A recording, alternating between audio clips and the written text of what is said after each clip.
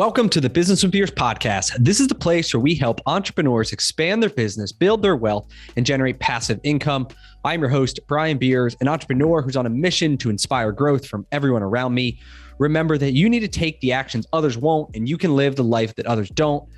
Please be sure to check out my weekly newsletter that now drops every Thursday. It includes one quote, one tweet, one podcast recommendation, plus some business and investing insight from me. It's short and it's sweet. My goal is to provide you with just a couple gold nuggets to help inspire your growth. Go to brianbeers.com to subscribe. Hello, everyone. I'm excited today to bring you Dan Claps. Dan is a serial entrepreneur in the franchise space. He co-founded, scaled, and sold a franchise lead company. He also founded and sold a franchise brokerage company, and he's now on a journey to acquire his next business. I had the honor of being a guest on Dan's podcast, The Franchise Founders, a few weeks ago, and happy to kind of return the favor and get Dan back on mine. So welcome to the show. Yeah, thank you for having me. Excited to chat, Brian. Awesome. So to start, how did you get started in franchising? Let's start you're 18 years old, you graduated high school. What's next, and then how'd you get into franchising? Sure. Oh, wow. Right out of high school. So I was, urgently excited to start a business. So in college, I started a staffing business, event staffing. So whenever you go to an event where there's T-shirts being handed out or liquor promotions, there's brand ambassadors or promotional models that are working that. And so being in college, I knew lots of people that were young and wanted to make money. And so I would find them and then I would staff them for these events. I had contracts with staffing companies, and they never really understood my secret to finding people. But the truth was, at the basement party at, college, at 18. You want to make so you'd find $80 tomorrow and yeah, $30 an hour usually, which in college is great. So did that, built it up. Thought I had a business, but I learned that I had a job. It was dependent on me completely. And so learned that I couldn't sell that business. It was just something I had to dissolve. So in my early 20s, I started looking into what to do next, which was franchising. I felt like there were systems and I could learn how to run a business better through a franchise.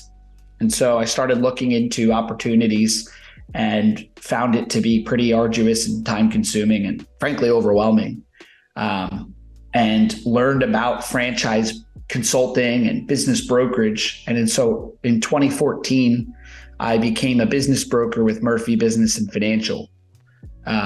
They're a franchise for business brokers, and got my start there. Somehow became the franchise resale guy in New Jersey. I had a lot of existing businesses that were also a franchise. And so that became kind of my niche. But a lot of times people would inquire on an existing business and not maybe want to buy that, but they wanted to be a business owner. So I'd present them a franchise.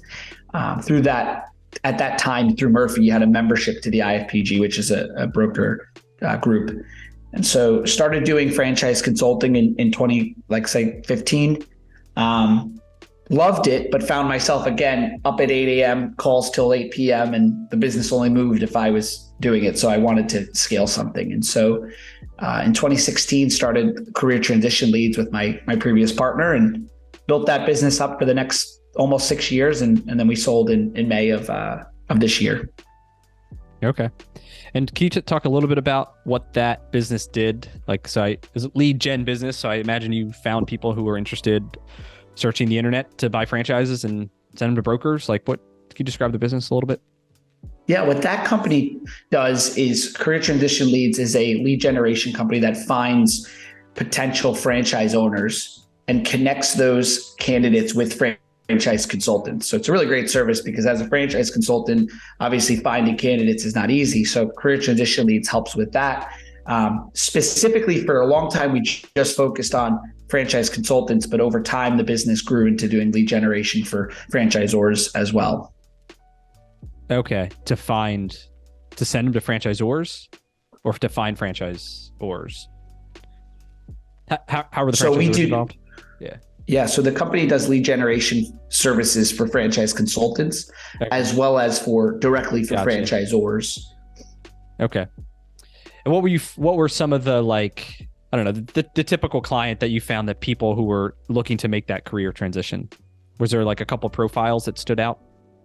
Absolutely. I mean, I think the best franchise buyers they don't realize they're the best franchise owners. They're in corporate right now. They're a vice president of sales or director of operations, and they've got the aptitude to lead people and manage process. Those are the best franchise candidates, in my opinion, at least for a lot of the emerging brands or the home service related brands. So we would target a lot of, executive type people. Okay. And what were some of the qualities that they were looking for? Like the candidate side, like what do you think some of the things that they were really was important to them? Yeah. Well, obviously a strong return on investment, an ability to earn, a solid, in the end of 19 solid EBITDA figures. Yep. A business that can run on its own or somewhat on its own, where you're managing a manager. Now, I always preface that I don't really think there's such thing as like absentee, right? Yeah. You own a business, it takes time and energy, but somewhat that they don't have to be in the day to day. Obviously top prime markets that are available, to be in a great, marketplace. And they look to the leadership team too, right? A founder that can usher the growth. Yep. Yeah, I think that the whole, I don't know, the semi-absentee, like I want to be this executive level, like, I don't know. I think the biggest challenge is like it takes a lot of work to get the plane off the ground. And so like they really got to be in it and learning it and like doing the work to then hire the person to replace them. But then they know what the job entails and they know if they're getting bullshitted or not. And, I don't know. I think a lot of people struggle with like they want to try and do both, their full-time job and then the business. But then the less time they invest in the business, the slower it's going to grow to achieve like the ultimate outcome, which is like time and financial freedom. Yeah, I always think of when I would talk to a franchise candidate, there's that saying that give a busy person something to do and they'll get it done. I think if a franchise candidate, all they want to do is golf and fish and they don't want to do anything, then being a business owner probably is not in your DNA, right? It's okay to not want to paint the houses or hang the roofing if you're in that business, but you should want to be growth oriented and manage growth and usher growth of your business. So what do you think, like in from maybe your brokerage experience, what holds people back? Like, what do you think is the number one thing that's holding them back from making that career transition? I mean, it's definitely fear, hands down, right? It's blaming the marketplace or the economy or something in your life to stop you from moving forward, which unfortunately usually is rooted in some type of, and everyone has it, I have it too, but some type of insecurity about that you're not good enough to do it, right? That you're going to fail and you're going to have to mortgage your house and you'll be homeless, right? Like at the deep root, when the truth is most of those things probably will not happen. So how did you see, or how did you help people overcome that fear or that insecurity? Well, for me, it's an exercise that I do in my own life that I would just share with clients. And I think it's very helpful, which is to actually, people don't believe it, like when I first tell them to do it, but this is what I ask them to do, put yourself there. So like, imagine you buy this franchise and you're making no money whatsoever. You're hemorrhaging money. What happens? Well, maybe you have to sell your home. What happens next? And I have them actually go through the most worst case scenario and feel it. And then you say, all right, well, what's the probability of that happening? And chances are it's like a 10, 5, 2% chance. Yeah. And then we move to the positive probability of what it would look like if they succeed. And then they have to decide if they're willing to make a decision based on fear or based on opportunity. And you have to choose. Yep. Yeah, and a lot of times those worst case scenarios are all in their head. It's fake events appearing real, is the acronym. And a lot of times, like there's outs. Like you have outs. It's just a matter of at what point are you executing them. And even in the franchise agreement, like there's ways you can negotiate certain things to get out of agreements, ahead of time. And so I don't know. There's a lot of things you could do to prep if you're to overcome all those factors. A lot of it's just believing in yourself. Like, are you going to be able to execute this model? All these other people are successful doing it, so why not you? Yeah, I mean, use it as fuel. Like, I don't know if you go through this, but I have a track record of being a solid, business operator, but I still wake up 10% of my day, somewhere in the day, I think like, oh man, I'm going to fail and I'm going to be homeless and it's going to be terrible. But I'm going to live for the 90% of the time where I actually feel good and I know I'm doing the right thing. And so again, you got to choose. Do you want to live in a fear-based decision or in, that opportunity decision? Yep. Even we think that now too. We're at like 30 locations here in Midas, and what's next for us? Is it we try to go to 60? That means we're like getting on plane rides, unless we want to spend a bunch of money to try to develop locally, which is a much higher risk in my opinion than just buying existing. Or do we branch off and open up a new concept that's not automotive, that's something else? But then like we've had a couple other concepts that we've opened from scratch that have been failures financially. But then, what do we learn from those things, right? They weren't good business models. Maybe we didn't have the right people. Maybe we didn't like execute like it was us. But then should our previous failures hold us back from like an opportunity that we have to build up in concurrent another business if we take all those lessons that we learned and apply them? And so that's, we're doing the same thing of what's, and it's fear, it's fear. Hey, in self-doubt, that at a certain point you got to say, whoa, wait, like, no, like we can do it. We can take these lessons. We can hire better people. Like we can invest in better people, right? Rather than trying to like sometimes take the, the lesser road. So yeah, we deal with it too. It's interesting, like being at a similar stage of our careers, like, we'll probably go through what I was just reading about in a book, Enterprise Value. And I'm just looking up the author, Peter Worrell, Enterprise Value. It's this book here. Okay. Highly recommend it. Okay. It's really about building an enterprise. But what they say in the book is that we get to a point as people, whether you're a business owner or an executive who's built a life, and in one stage of your life when you didn't have anything really to lose, typically in your early 20s or mid 20s, yep, you'll take bigger risks for the upside. And then we all get to a point where we have a lot to lose and we make our decisions based on nothing, very often not to do with a potential gain, but we'll do a lot more to avoid a potential loss. And it's interesting because I look at that again, when I talk to, you asked, when I was a franchise consultant, they were afraid of losing everything that they gained, which absolutely makes sense. Yep. Yeah. And it's like, why are you doing it? Even for us, like what's the motivation for us to say, hey, we want to grow. And if it's like to make more money, is it ego? Is it like, because we just think we can, right? And that we have this skill set, and like, are we limiting ourselves because of this fear, right? Like, do we have the ability to employ more people, like provide a better service, right? There's like things that obviously we're good operators, like we create good in the world and what we do, anybody does who runs a good business.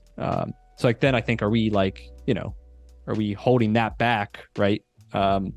Because of our own fear and ego and all this stuff. So, but trying to balance of what do you want and why do you want it? And is it worth it too? Like, is it worth for us getting on a plane, like being plane ride away markets versus, trying to find something else locally that we can grow? Like, and so just trying to figure out what's the true motivator, why are you trying to do it?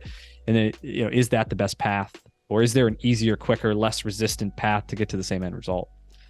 So I think it applies to whatever stage you're at. Yeah. I mean, I couldn't agree more. I think at the end of the day, like, you're probably at a point, and, money, I think we all learn that money is only a small motivator. I have friends that have sold their businesses and don't have to work, and they realize that, like, without meaning, life is, boring. Yeah, right. So it's like, what's really motivating you? Like for me, I enjoy building a company. I've learned that money is secondary to me, which I guess is easier said than, like, there were times where I definitely needed money more and maybe I would feel differently. But I do think in life, when you look back, building something special is what should motivate you. And I think of it when I was a consultant, again, like if someone came to me saying, I just care about money, show me the bottom line, I don't care about employees or anything else, they're not a good candidate. They're not a good franchise owner. You have to be motivated by more than money. Yep. And it's the value you're creating by helping people. Like just in general, the more value you create in whatever you do in life, the more money you will make. Like you look at guys who build apartment buildings and these big developers, like they make a ton of money because they take dirt and sticks and stones and they build like, a beautiful building. And so like it's all about value creation. So not necessarily profit first, it's value first, and then profit comes in direct correlation to the value you create. That's a good point though. Yeah, someone's totally motivated. I've talked to those guys like, oh, I want to make X $100,000, and it's like, and I want it from day one. It's like, well, that's not going to happen. Like, you know, unless you get to like way overpay, like it's not going to happen. So, I don't even think it happens then. I mean, I'll tell you from my own lesson that I just learned, and which was, I've been a scrappy entrepreneur since I was 18. Just do whatever it takes to make it happen.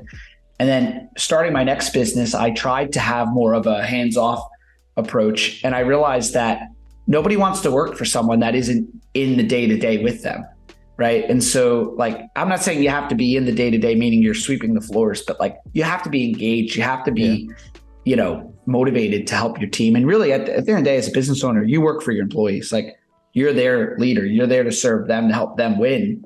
And I think people either know that you have that mindset or they can tell that you don't. Yep. So transitioning a little bit, I want to talk about maybe new emerging versus legacy brands. So you have a lot of experience working, I think, with emerging brands, possibly creating one yourself, down, in the future. And so what are some of there's lots of brands that come up new every year, right? And then there's lots of ones that come new and then fail. They fail to reach whatever that critical mass number is to be successful. And so what are some of the traits that somebody should look into to consider an emerging brand? Well, I think if you're going to go into an emerging brand, it's not for everyone. Some people do fit in a much more established franchise system, and that's okay. But in my experience, the beauty of working with an emerging brand is the fact that you get to be part of something and actually contribute more to the growth. I think back to a candidate of mine or of our companies that bought, shout out to my friend Nick Lopez of Line Painting. He bought multiple locations of Line Painting. And we met up a few months later for lunch in Florida. I was visiting, and he said, yeah, I'm texting with Nick right now. Like, we're talking about one of these jobs I'm about to land. And I stopped and I said, wait, you're texting with Nick, the founder of Line Painting? He's like, yeah, we text all the time. And I'm not saying that's like the norm and, you're going to buy the franchise and get to text with the founder. But I explained to him, like, that's not normal, right? Like, that's not the reality. If you're part of a 2,000 location. Yeah, you're part of Papa John's. You're not texting Papa John asking, talking about pizza ideas. Right. But like in this case, again, probably not sustainable, not going to be forever. But the fact that he got to do that and be part of that in the ground level, I think that's important and special. And also, at the end of the day, it's market, right? Like, you want to get into a business before the prime territories are already sold and open. Yep. Yeah, that's what I look at too. It's a couple things. One, I think is the relationships with the key people. And especially if you're like, if we get involved in something, right, we have a decade of experience, like we have, this relatively good sized company. So like we bring a lot of value to if it's a new brand that, just from pulling from our experience that, hey, we want to help create the franchise community, like establish all these best practices that we can bring. And so, if we're joining like a new company, like there's value to us because, we want to have an impact there versus, we join Papa John's, like they're not going to care. They have their ways of doing it, right? You're going to follow their system and that's going to be it. Versus, I think in the brands, you personally can have an impact.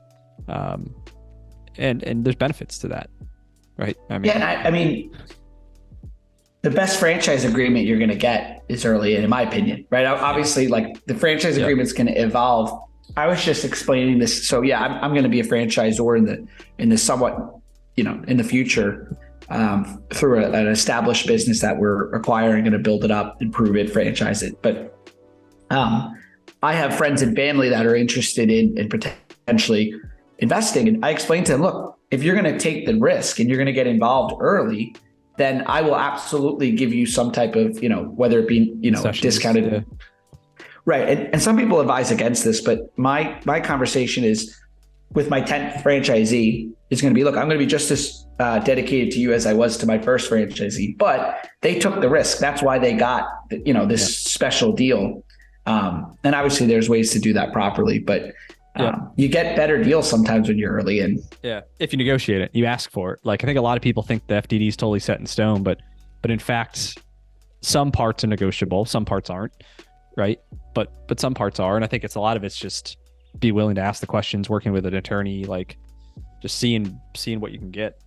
Like you said, the less units they have, the more flexible they can be.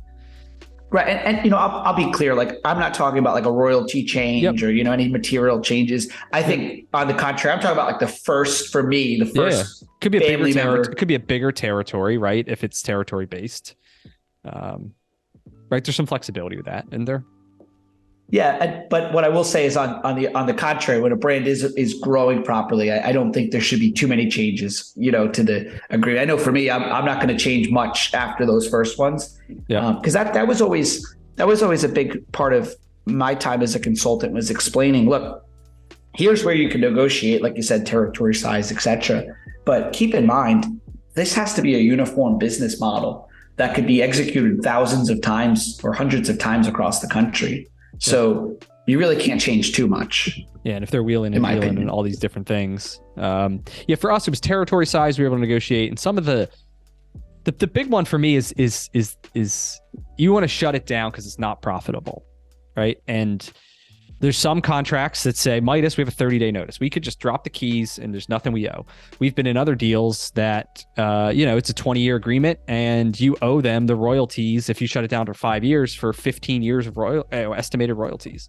That could bankrupt you, right? If you're already losing money and now you can't sell the business and now you got to you have this liability, right? Then there's other ones that will say, you could close it, but you owe us 36 months of, trailing 36 months of royalties. Like I don't know. From my experience, there's ways that you can negotiate some of those on the default because you close it because it's not profitable, assuming obviously you're paid up, you've done everything right.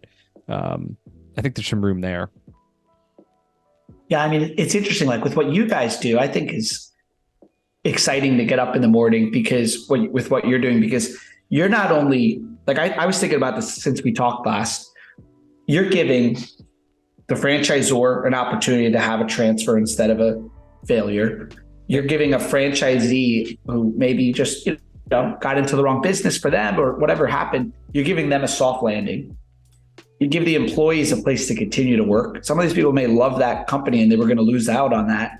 And then the customers, right? I know if I had a major, business that I wanted to go to, it sucks when it closes. So while doing all that, you can obviously earn yourselves, nice living, but I think it's pretty cool that you guys are able to give all those people that relief.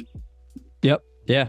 Yeah. It's, and that's, I think sometimes you gotta step back and think about it holistically too, not just what the numbers are every day or, whatever. There's this bigger thing at play, that sometimes we forget about. So it's a good reminder. What about some of the other emerging brand? Some of the things I look for is there's something new about it. Right? They solve a new problem, that there's a new concept, there's a new mousetrap, a new secret sauce, a new way of doing business, right? I don't know. For me, that's the other part of it. Otherwise, you want a clean franchise, there's a ton of maids, right? Unless there's a key differentiator, it becomes kind of this race to the bottom. I don't know. I think that's one thing I'm looking for too. I don't know your thoughts on the brands that you've seen kind of be successful is kind of that, what's the secret sauce, right? Yeah. I mean, I think so. I agree. Obviously, you want to have a unique selling proposition, right? That makes you unique.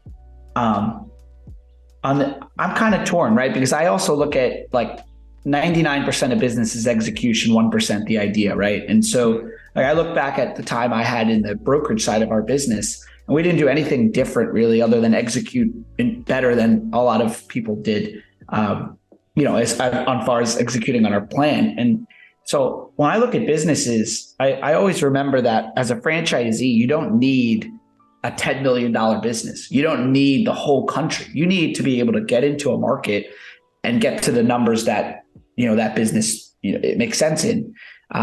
So sometimes I always remember that whatever business you go in, there's market share, right? There's market share out there. Yep. Even if you are in an older space. So I think if you could find something that kind of combines both a big space with a lot of market share and a USP, you're golden. Yep. What are some of the things you're looking for when building your leadership team? All right. So you got this new plan, right? Build this big company. What are some of the key positions and how are you finding them? Like, what are you looking for? Oh man, I could write a book on this, on mistakes. When I first started this new business, all I had ability to do was focus on a leadership team. And I read every book you can read on compensation structures and models and all these things. If I were to do it again, I would have actually gone the opposite direction. And when I think back to my first business, that's what we did.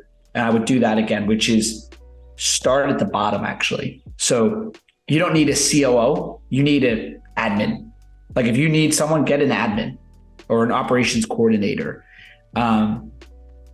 If you try to hire those bottom rings first, because a lot of the day-to-day can get taken off at that pay, that salary range, and wait on the COO or that operation. Like for me, I'm a visionary. I need an integrator. I know that about myself. I miss some details here and there. But like hold off a little bit on that. Get your smaller team first and then go for that. But if you're asking an org chart, I could definitely talk to it. Yeah, or just like what are so you want to scale a business, right? Or if even whether it's for you or the supplies, I think pieces of what you say will apply to anybody who's like starting a franchise. They hire their right hand like operator. So for you, I mean, what are you looking for in that operator? So you've decided I need to hire an operator to help me grow my new business, whatever it is. What are you looking for, and how are you finding the person? Is it your own network? Yeah. Is it recruiters? Is it like, I don't know, how are you finding, building your team? Well, when I look at the org chart, I look at, it's like boxes, right? So if you have me as CEO, you've got these multiple boxes, which is sales and marketing in a box. Yep. Operations in a box, finance in a box, and legal in a box. Now, legal could get outsourced pretty much, right? You don't have that much legal at our size.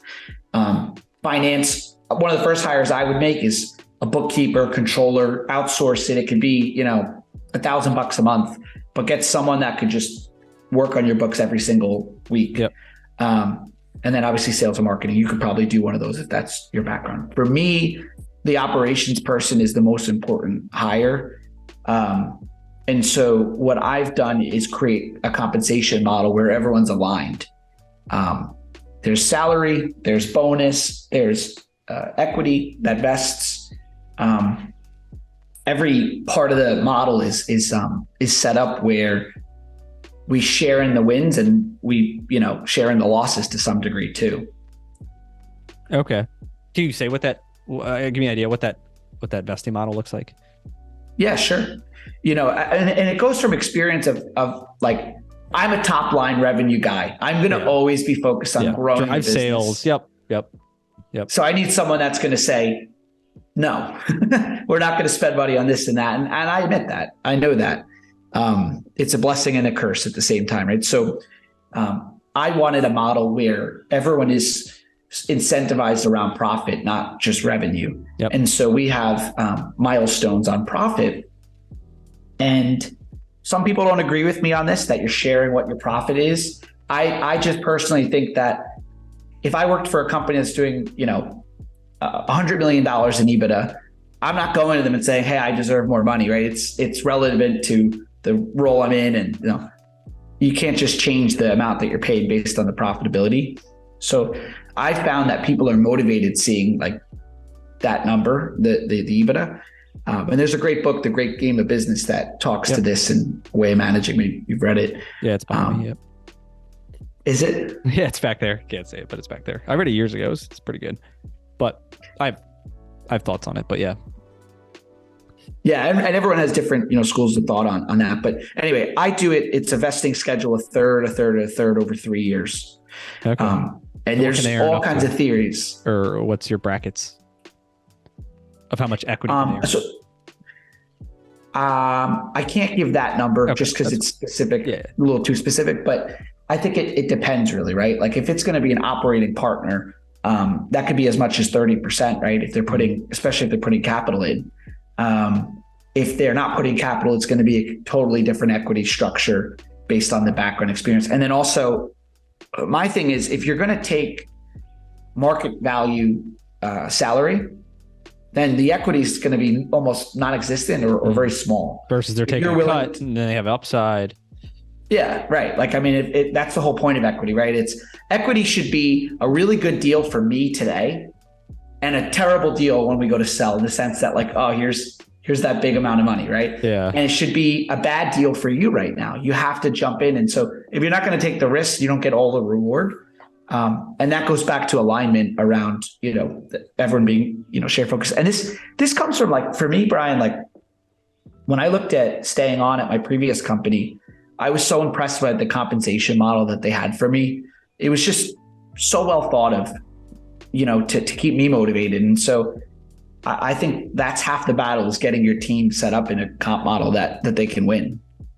Yep. So it's something we're working currently on too. And as we continue to build out our leadership team and look at these new ventures, it's I don't know, something we've kind of always struggled with at that level. So interesting to hear different points. But I think it has to be profit driven at the end of the day. If they're helping drive sales, they're determining investments, they're hiring people, they're like they're really involved. It should be more than just a couple sales driven or even gross profit driven.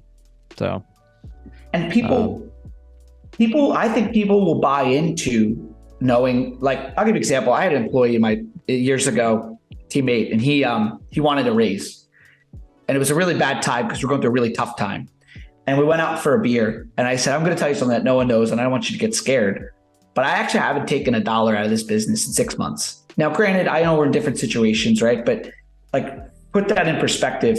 I literally can't give you a raise right now. But when we get past this time, I think we can reconsider it. That guy was loyal for years after that because it was truth, right? And when you do have profits, again, this is my opinion, but you took the financial risk. You took those sleepless nights and put your house on the line if you got a loan, right? So I think it's relevant to know that the business is making money, and you should want to work for a business that's making money. Yep. And for me, a lot of it's like willing to pay for growth. Like, I have no problem paying for growth. What I have problem is paying for what's already been established, right? Mm-hmm. So it really depends on what stage you're in. You're buying an existing business, or you have an existing business and you're adding the leadership team. It's hard for me, at least, to say, hey, we spent 30 years building this thing and here's a big piece of it, versus, here's where we're at today, and anything you grow it, like, for the next level, like, you're going to get more of a significant piece of that. Because really that's why you're bringing the person on, right? Whoever it is, to grow. Or even if you're starting a brand new company from scratch, like, you have nothing. So a lot of it actually is like, there's a lot of growth. So we're willing to pay a lot in the beginning. So I don't know, that's kind of like some of my theories on at least how I'm thinking about it. Yeah, I think there's just so many factors, right? Because it's free to create a healthy working environment. It's free to be kind. It's free to share in the results, right? So you can also, it doesn't always have to all be equity or comp too. People want to work for a company they like, and that their leader is nice to them and creates a good work environment and is consistent, right? So there's a lot of factors. And I had that experience. I had to pivot in these past few months, and I had teammates that, candidly, I lost some of their trust, even though it wasn't something that I intentionally did or was malicious. Sometimes, like, in those early stages, you are going to lose some people because, you're not a 50 location business, you're one location, and you're going to make mistakes. And so I think it also comes down to the employee. If, just like we said, a franchisee who wants to be an emerging brand, you have to find a teammate that's excited about a baby company where there's going to be all kinds of hiccups. Yep. Yeah. Everything's not going to go perfect. And there's always these problems. So you got to be willing to accept that and, and help find solutions that can help the rest of the system too. Like, that's part of the excitement of it. It's like it's this live thing that, like, you're helping with, versus this, like, elephant that's already established and you're just trying to, like, get it to go in a direction.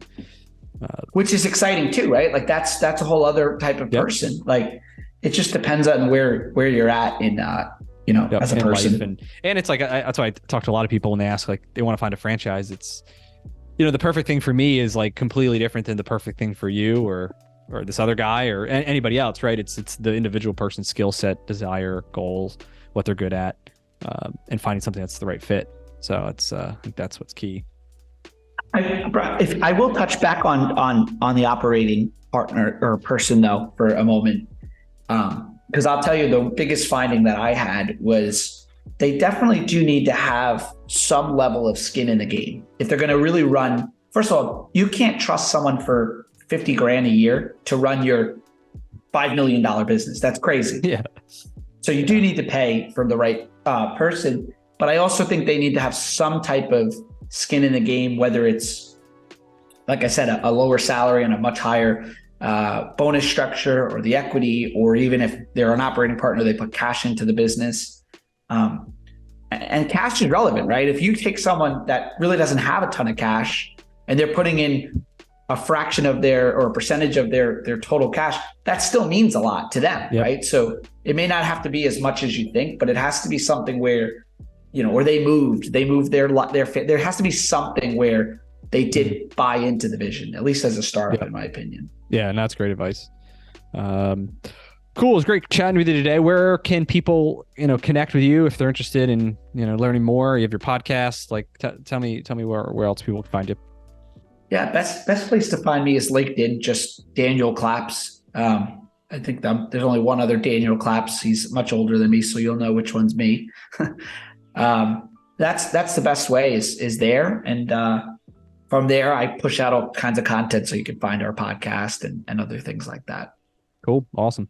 Great. Well, I appreciate you coming on and kind of sharing your journey about, franchising. And I'm excited to kind of keep an eye on what you guys do next. I think you're going to crush it, whatever you do. And I'll hopefully have you on in 6 months or a year to talk about that. Yeah. Awesome. Cool. Thanks, Dan. That's all we got for this episode with the Business with Beers podcast. One thing that would really help both us and other new potential listeners is to rate the show and leave a comment in iTunes, Stitcher, wherever you listen. Also, make sure to link up with me on your preferred social media platforms, LinkedIn, Instagram, Twitter, Facebook. You can find all my links at brianbeers.com. Please just share the podcast with anyone who you think might enjoy it. And until next time, remember to take the actions others won't, to live the life that others don't.